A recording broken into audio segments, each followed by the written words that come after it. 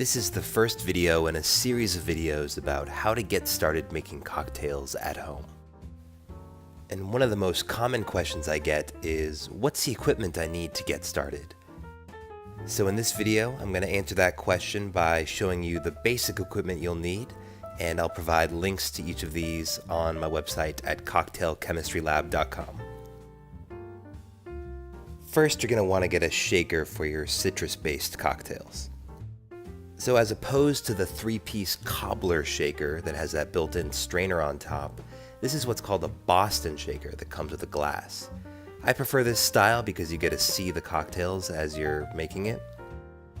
And it also tends to have a higher capacity so you can make multiple cocktails at once.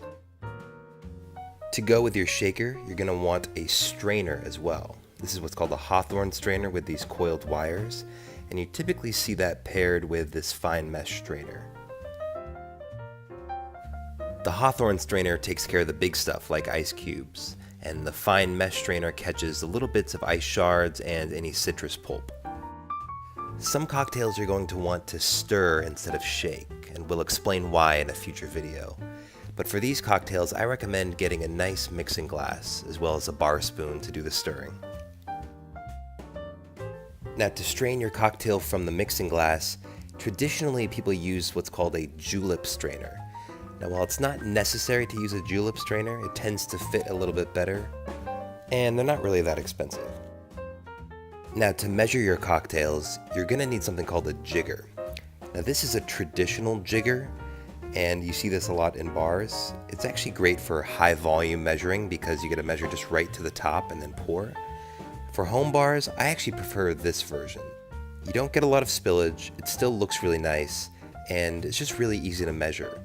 I'll also link to a version that uses milliliters instead of ounces. Now, fresh juices are critical in making a nice cocktail. Don't use any of that pre-prepared juice. And to do that, you're going to want to get one of these hand juice presses for your limes and your lemons. To get a thick piece of citrus peel to garnish on top of your drink, I like one of these bigger peelers as opposed to the smaller paring knives. To muddle herbs or fruit in your cocktails, you're going to want to get a standard muddler. You don't really need anything too fancy here.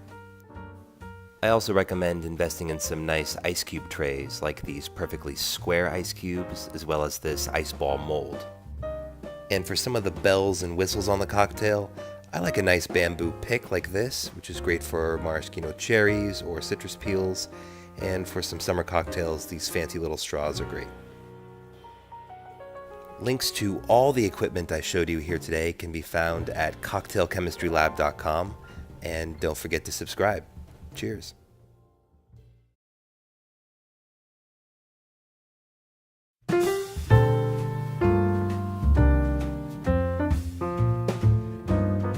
This is the first video in a series of videos about how to get started making cocktails at home. And one of the most common questions I get is,